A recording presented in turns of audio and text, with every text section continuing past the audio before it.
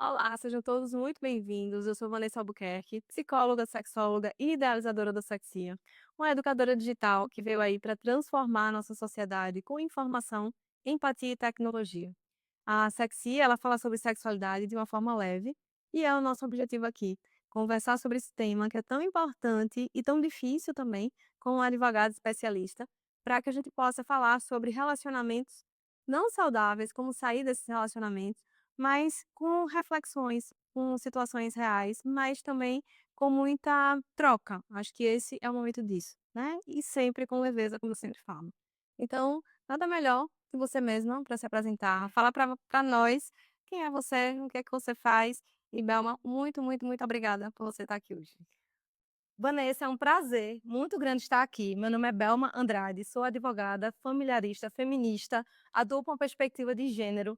A minha especialização é no direito das famílias e sucessões, mas essa minha atuação com a perspectiva de gênero faz com que eu atue restritamente em favor de mulheres e seus filhos.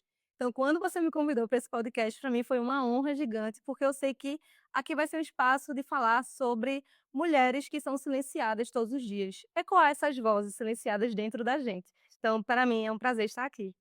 Pois é, como você falou, né, de fato, essas vozes elas nos silenciam, né, e já vou pegar esse gancho para começar essa troca, porque de fato esse é um tema tão importante e tão urgente para a gente falar, pelos silêncios, né, porque nós somos silenciadas o tempo todo, né, e a gente acaba também de alguma forma, tendo muito medo, né, e estamos aqui para quebrar esses medos, para desmistificar tabus também, né, e muitas mulheres elas vivem relacionamentos que eles não são tão saudáveis assim, né, e é difícil identificar como começou, o que se tornou e o que é que É. eu faço com isso agora.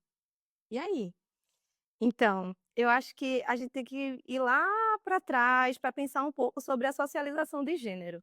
Como eu atuo com a perspectiva, eu faço muita pesquisa sobre isso para ver como é que o gênero feminino ele tem que performar na sociedade.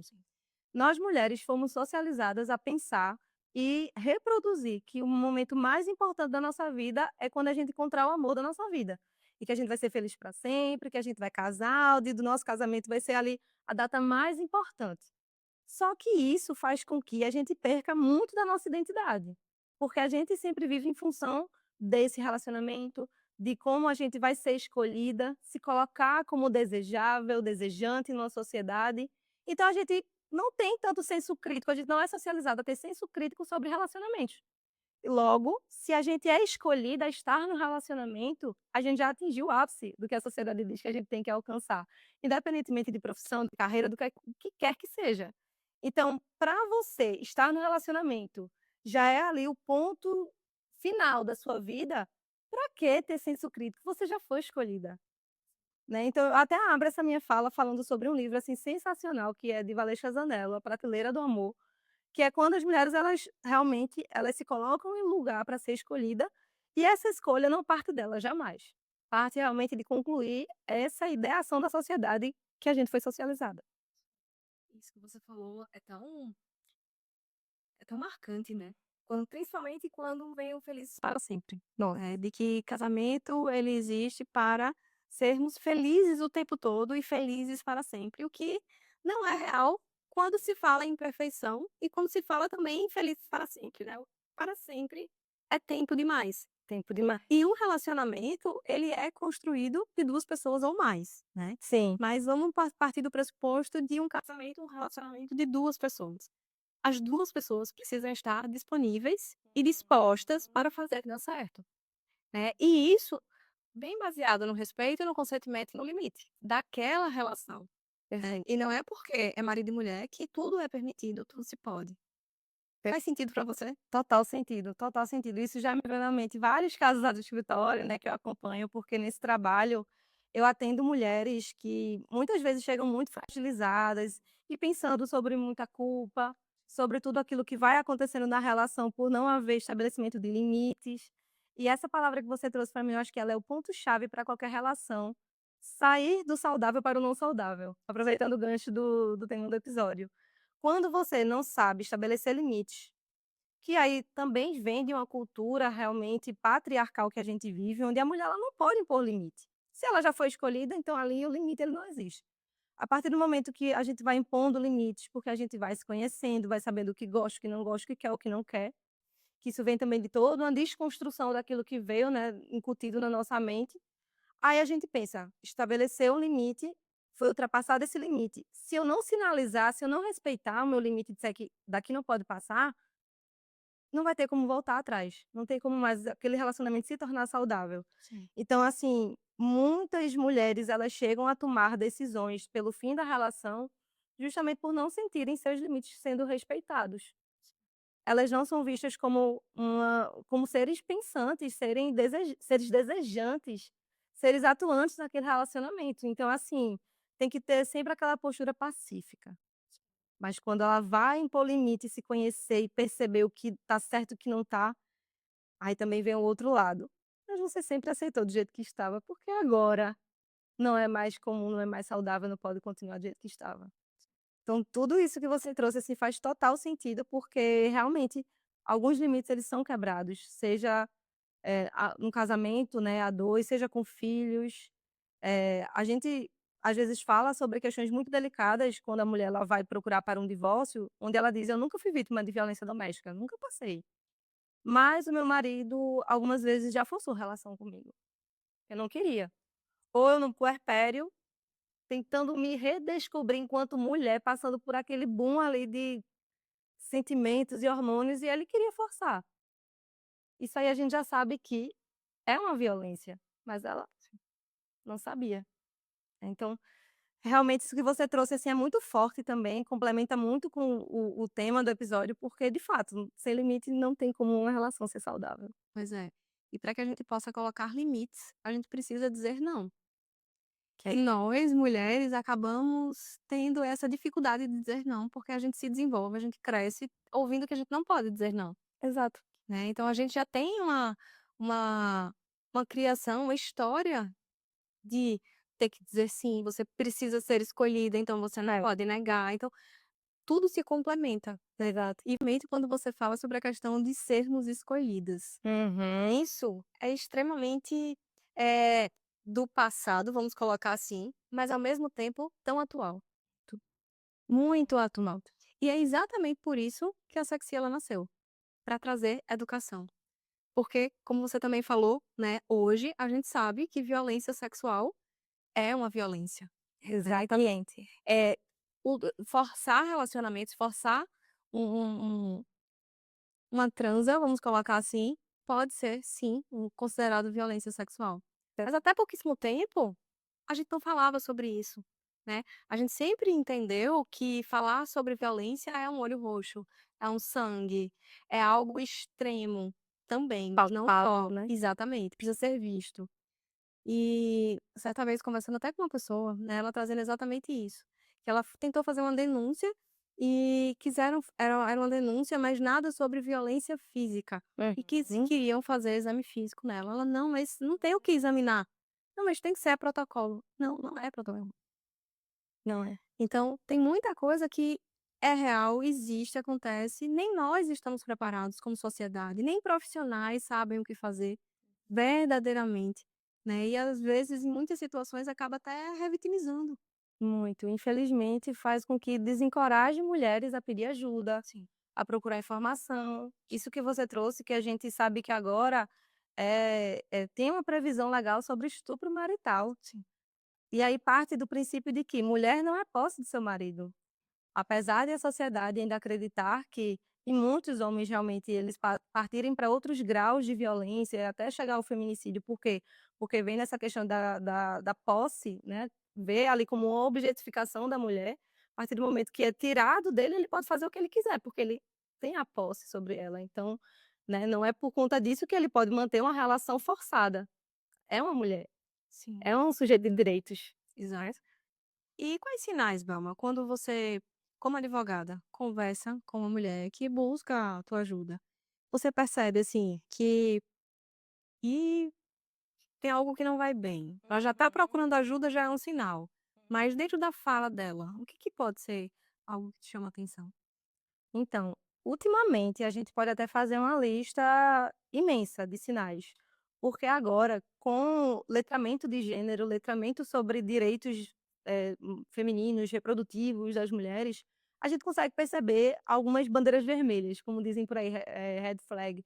Mas assim, essas bandeiras, elas se mostram justamente por alguns sintomas. Inclusive é um dos livros também que eu vou indicar logo menos para quem vai ouvir esse podcast, que assim, é um livro incrível, que a gente percebe sinal e sintoma, né, em algumas mulheres. Mas assim, ultimamente eles têm vindo de forma muito sofisticada, de forma mais sutil. Tem muitas vezes os homens, eles não levantam a voz para a mulher dentro de casa, mas eles conseguem coagir ela a não pedir ajuda a ninguém, a não falar com amigas, a não procurar apoio de família, aí enclausurando aquela mulher cada vez mais para que ela tenha cada vez menos autonomia e liberdade. Então, um dos sinais que a gente mais percebe como um sintoma de um relacionamento não saudável é o isolamento emocional. Quanto mais a mulher está isolada emocionalmente naquele relacionamento, menos ela vai falar sobre ele, menos as pessoas vão ver que ali tem alguma coisa errada. Então ela vai se isolando de amigos, de familiares, de pessoas ali do seu convívio, do seu entorno, e aquele ciclo vai se fechando, se fechando, se fechando, e ela consegue buscar cada vez menos ajuda. E quando ela vai se isolando, ela passa por um processo de distorção do que é real, inclusive. Exato. Então, como é que uma mulher que está isolada emocionalmente vai perceber que aquilo que ela está vivenciando é errado? Muitas vezes o motim para ela buscar uma ajuda é quando aquilo afeta os seus filhos. Porque tem mulheres que chegam no escritório, Vanessa, que viveram relacionamentos abusivos, não saudáveis, tóxicos, violentos, né, aqui vamos dar nome às Tem coisas, tantos nomes, é. há muitos anos, antes mesmo dos seus filhos. Só que quando vem uma criança que traz consigo uma responsabilidade, tirando aqui a romantização da maternidade, que é muito importante a gente fazer isso, aí ela começa a perceber: "Cara, eu tô sozinha. Eu não consigo lidar com esse companheiro, eu não consigo lidar com ele como um parceiro real aqui nesse relacionamento". E aí ela vai realmente tendo que pedir ajuda em um grito de socorro. Aí comenta com amiga, comenta com familiar, e aí esse familiar que acompanha o trabalho de alguma advogada, de repente diz: "Ó, fulana tá precisando do teu auxílio". E aí eu vou vendo esses sinais de: "Ah não, ele nunca me bateu, mas ele sempre controlou a roupa que eu vestia, mas ele não gosta que eu tenha amigos". Amigos de faculdade? Não encontro, não participo de rodas de conversa, não saio para um happy hour após o trabalho. E todo mundo sempre diz: "Mas é o jeito dele, porque ele é tão amoroso". Ai, que sorte a tua de estar com um relacionamento como esse. Porque ele é tão carinhoso, ele é tão amoroso, tão afetuoso. Ele te dá tudo Ele que dá tudo. e te tira tanto, Exatamente. que é a própria vida. Chegando até isso. E Então são muitos sinais. E quando você fala, né, sobre esses sinais, sobre esse distanciamento, sobre o tirar essa pessoa do convívio mesmo, ou até mesmo ela vai Então ficando com vergonha por não querer sim, conversar, principalmente a vergonha. por não pois é, por medo do julgamento, do que as pessoas vão dizer, vão falar. Elas acabam se anulando também, né, e que é muito difícil, e não aqui como um julgamento, mas como um Uhum. alerta também, né. Como é que tá a vida de tantas mulheres que nos escuta agora? Né, será que tudo que a gente de uma certa forma está conversando aqui, de uma forma respeitosa e amorosa, né, te serve para refletir como é que tá a tua vida hoje, né, como é que tem sido os teus relacionamentos, como é que tá aqui e agora, e mais ainda, como é que você gostaria que estivesse? Porque eu acho que essas respostas podem te dar um norte de como você está, de como estão os teus relacionamentos e de como eles podem ficar. Né, e uma coisa que eu sempre tenho o cuidado, né, é de acolher essas histórias dessas mulheres, porque elas chegam pedindo ajuda, elas não sabem nem elas chegam nem sabendo exatamente o que é que querem, o que é que precisam, mas elas precisam começar de alguma forma, Sim. né, e por isso que eu te perguntei quais sinais que você percebe, porque nem sempre chega na terapia, né, nem sempre chega com esse pedido de ajuda, e quando chega, é importante a gente de fato acolher. E acolher é ouvir, é não julgar, né. Eu sempre digo: "Nós temos 2 ouvidos e uma boca que possa ouvir". Tem uma razão para isso, né. Tem uma razão. Então, o acolhimento é isso. Eu gosto sempre de desenhar. O que é acolhimento? É isso. Vamos ouvir mais, vamos acolher essa pessoa, vamos julgar menos. Vamos tentar contribuir. Se não vai contribuir, que também não atrapalha. Perfeito, Né? perfeito. Então, eu acho que vai muito dessa construção também, daquilo que a gente aprendeu, Uhum. daquilo que a gente precisa desaprender e aprender de uma nova forma. E aí, mais uma vez, eu trago a sexia, né? Que ela é educação. E educação é isso. É a base. Não é o objetivo de que a sexia seja uma terapia, pelo contrário, ela é educação, ela é informação, né. Então são justamente essas informações na palma da mão, né, porque às vezes a gente está isolado, a gente não quer conversar com alguém, mas a gente consegue conversar no WhatsApp, né, com Uhum, alguém uhum. que possa trazer ali informações seguras, acolhedoras e sem julgamento, né, através da tecnologia. Perfeito, perfeito. A palavra que você repetiu agora e ficou ecoando na minha cabeça foi acolhimento. Sim, E, assim, é algo que eu falo eu comunico muito, tanto nas redes quanto no off, ali, atendendo mulheres, falando para mulheres, fazendo meu trabalho por mulheres, que é justamente isso, assim, tem mulher que chega no escritório de advocacia e confidencia questões que ela não fala nem para sua melhor amiga, sim, muito menos para sua terapeuta. Porque muitas delas, inclusive, não têm condição de procurar um apoio psicoterapêutico ou quando tem, às vezes faz aquele trabalho mais genérico, que é muito importante, não tem como não validar, mas que não consegue acolher certas dores que são muito específicas do gênero, muito específicas que só mulheres vivenciam certas dores. sim, Então, se a gente não tem esse olhar de acolhimento mais aprofundado, realmente mais responsável, sem julgamento, a gente realmente não consegue avançar nesse trabalho. sim, E muito importante isso que você trouxe desse respeito sem julgamento, é é bom a gente também trazer ali uma responsabilidade sim, sobre quem está ao nosso redor. "Ah, fulana entrou num relacionamento, agora ela não quer saber das amigas". Quem nunca falou isso ou ouviu isso? Procura saber, sabe. Seja aquela amiga chata que vai e pergunta: "Fulana, vamos fazer alguma atividade?". "Ah, agora ela não gosta mais de sair para barzinho que ela ia antes, porque ela acha que agora não combina com relacionamento". Chama para um café, chama para um almoço, um café da manhã, um brunch, alguma atividade. Porque pode ser que até o local que ela esteja, ela não vai se sentir à vontade mais. Mas se você chamar para um lugar mais acolhedor, enquanto amiga, para ouvir, apesar de você não ser profissional, isso já vai ser de grande ajuda. sim, Já parte dessa questão de sermos responsáveis por acolhimento das nossas, independentemente da nossa atuação. exato. E assim, é difícil, mas possível. Possível. É difícil para nós, né, às vezes desconstruir o não. Não se mete colher. Nossa, briga de marido e mulher, ninguém mete a colher. Isso eu fico assim, surto quando escuto. Porque se você não mete, quem mete? E aí, muitas histórias, elas acabam inclusive, aumentando, modificando, podendo ter uma forma diferente, um final diferente. E nem falo, Sim. nem tô levando para o lado do feminicídio mesmo, tá, mas Uhum. eu falo para as violências, Sim. né, para aquela mulher deixar de ser ela, Nossa. para se encaixar no padrão, para ser aquilo que se espera, Hum. né, e aí ela vai minando a sua vida, a sua história, eu gosto muito de falar que nós temos uma única vida. Ela está sendo vivida, eu vivo ou sobrevivo, né, então esse é um espaço de fato, assim, de reflexão, porque é real, a gente muda aquilo quando a gente imagina, quando a gente pensa, quando a gente se coloca no lugar, né, e assim, muitas vezes é difícil de sair de um relacionamento abusivo, não é? E eu queria até ouvir de você, como que o apoio jurídico, ele pode se conectar ao autoconhecimento nesse processo de libertação? Eu acredito piamente que conhecimento liberta, Sim, e eu comunico muito isso no meu dia a dia. Se você conhece seus direitos, se você conhece o que está a seu favor, porque a gente conhece, enquanto mulher, tudo que está contra a gente. A gente conhece demais, tá na palma da nossa mão. É, se eu fizer isso, isso vai acontecer. Se eu fizer isso, isso vai acontecer. sim, Mas o que está a meu favor?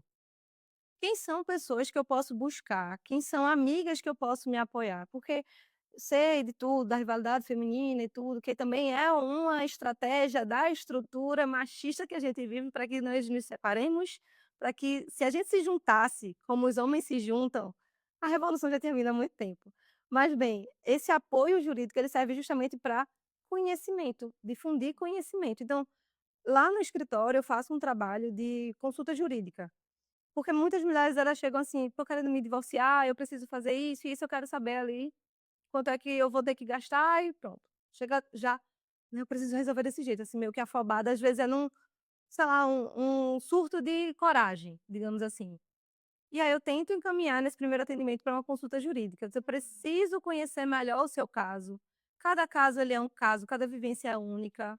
A sua história, ela vai ser atrelada a tantas outras, nenhuma experiência é individual, mas a sua história ela é sua e eu preciso conhecê-la para poder saber como é que eu vou lhe guiar nesse processo. E aí, nesse momento, é onde eu vou colhendo informações, colhendo o máximo de informações, direcionando de forma respeitosa, acolhedora e responsável. E aí eu vou percebendo até que essas mulheres, além de descobrirem violências que elas eram vítimas que não sabiam, elas também começam a entender o básico. Ah, então quer dizer que eu posso fazer isso e isso não vai acontecer, ou se isso acontecer, eu tenho como lidar com isso. É.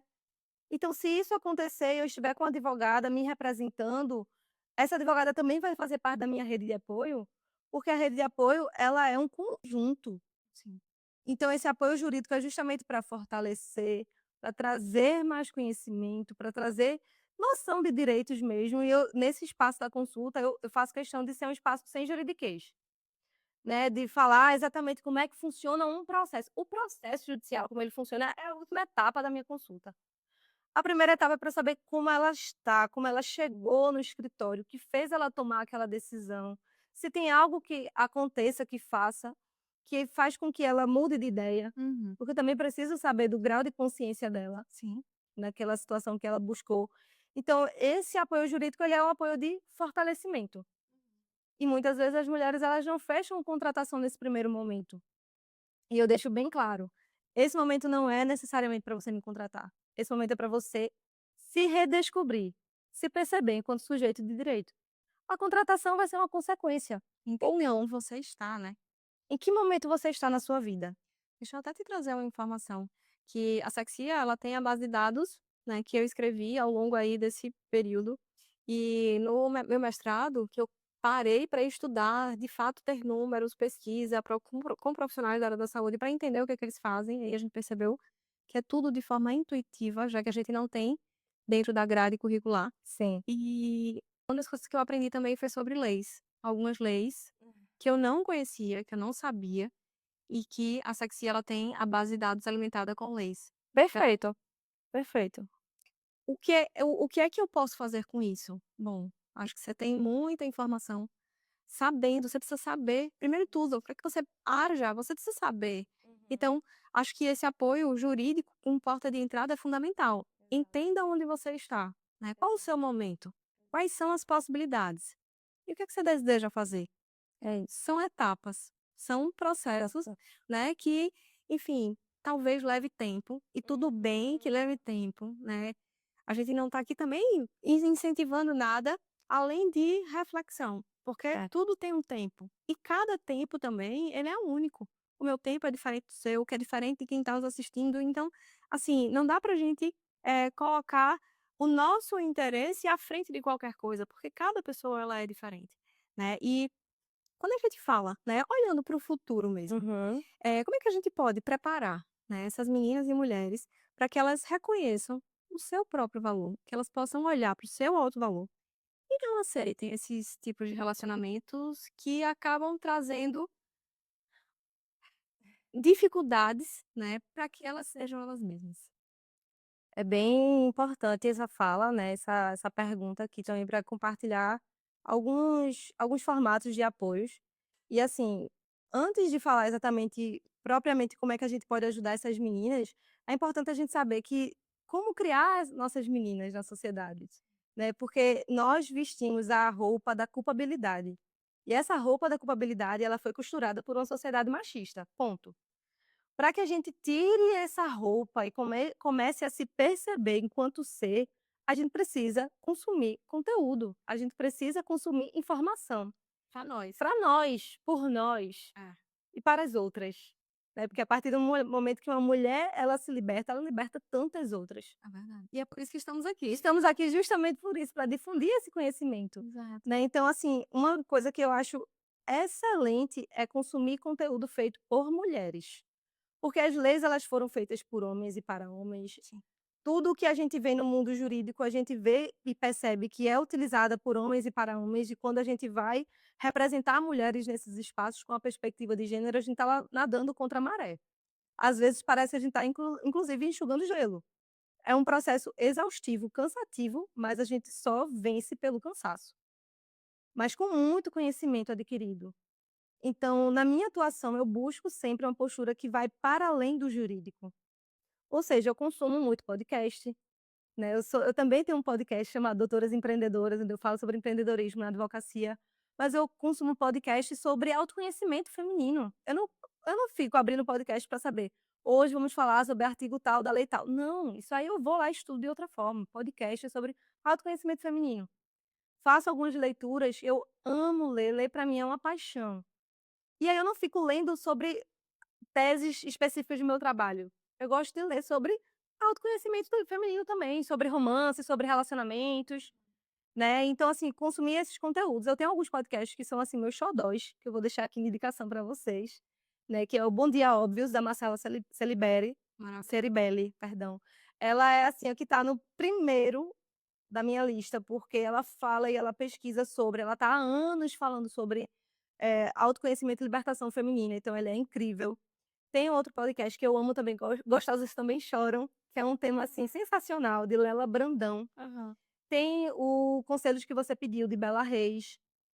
Tem também, Elisama Santos, ela é uma psicanalista, que ela faz um projeto, assim, incrível, que é Chá de Coragem. Coragem é um tema, assim, muito forte nesses episódios do podcast dela. Então ela fala que a coragem não é a ausência de medo, é agir mesmo com medo. Então, como as mulheres podem usar isso a seu favor? São alguns podcasts que eu consumo muito, que eu acho que são muito interessantes. E também alguns livros de pesquisa sobre feminismos, sabendo que o feminismo ele não é único. Existe o feminismo branco, o feminismo negro, o feminismo lésbico, o feminismo são vários feminismos. E aí também tem os livros de Marcela, Aurora e Sintomas. Tem alguns outros livros que eu também acho que são, assim, a base de qualquer leitura sobre autoconhecimento feminino. Tudo sobre o Amor, de Bell Hooks. Comunhão, também de Bell Hooks, que também são livros, assim, excelentes, excepcionais. Eh, e Feminismos em Comum, de Márcia Tiburi. É também um livro ali que eu acho que é leitura de cabeceira, porque aí você vai ver, feminismo não é o oposto de machismo. A gente quando fala que a gente quer ser reconhecida como iguais, a gente não quer sobrepor os nossos direitos ao de ninguém, a gente quer ser ouvida.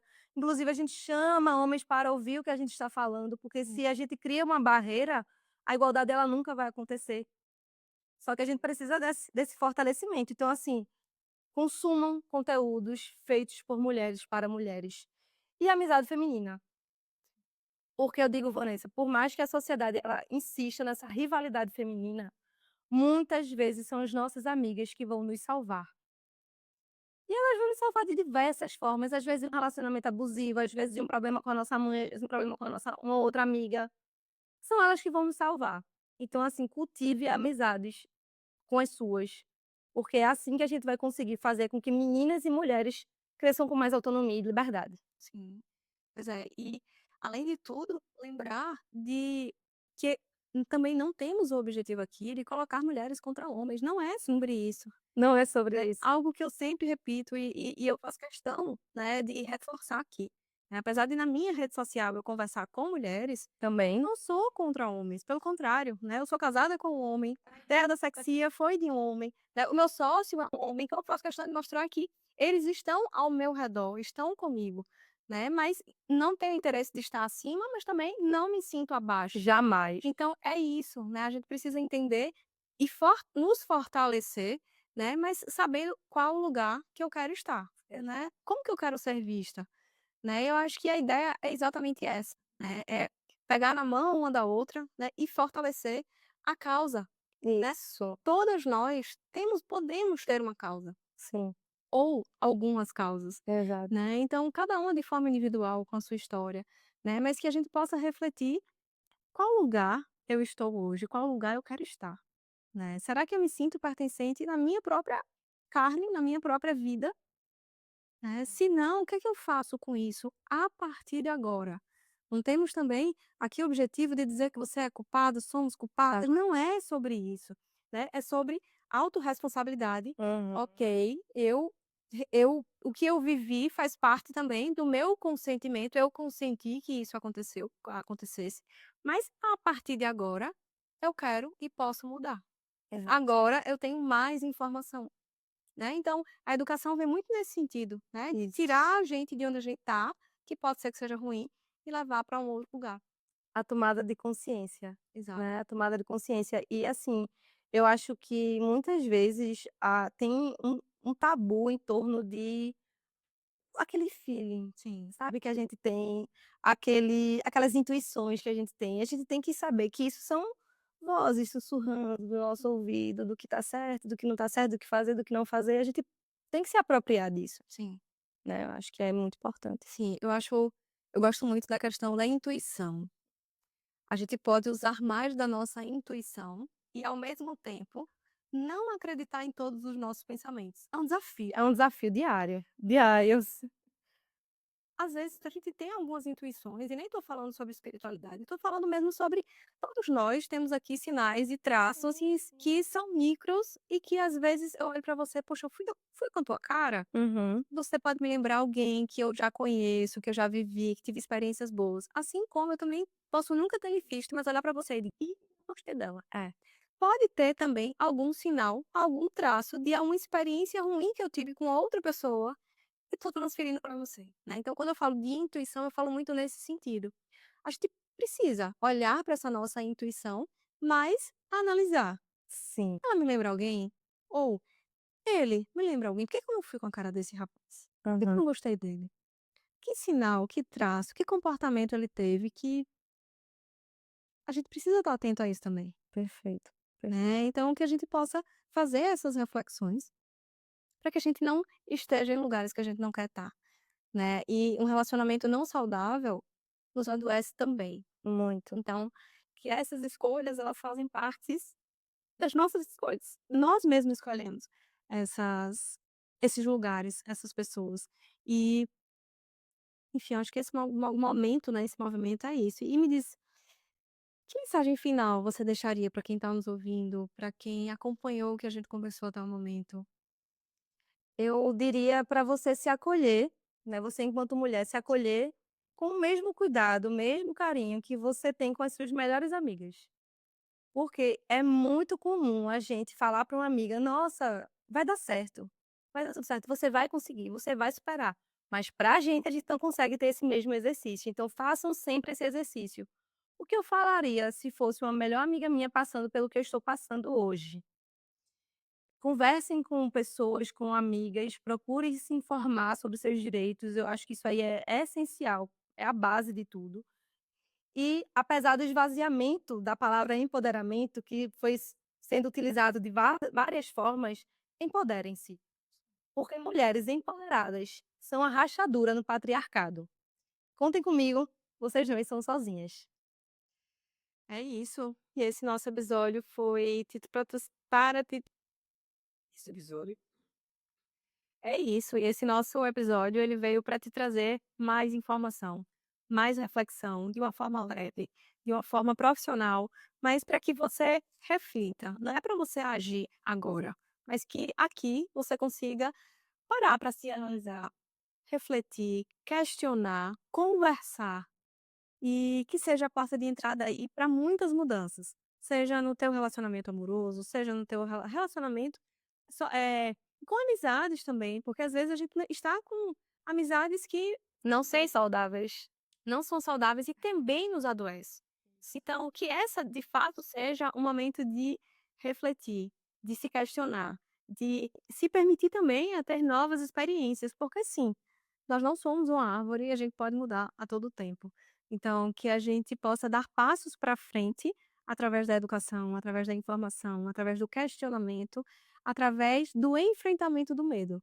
Porque medo é normal, faz parte da vida, mas que a coragem caminhe ao lado.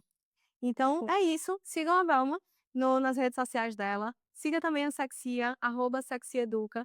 Estamos nas redes sociais e estamos aqui para levar mais informação, mais conhecimento, com acolhimento, empatia e com tecnologia.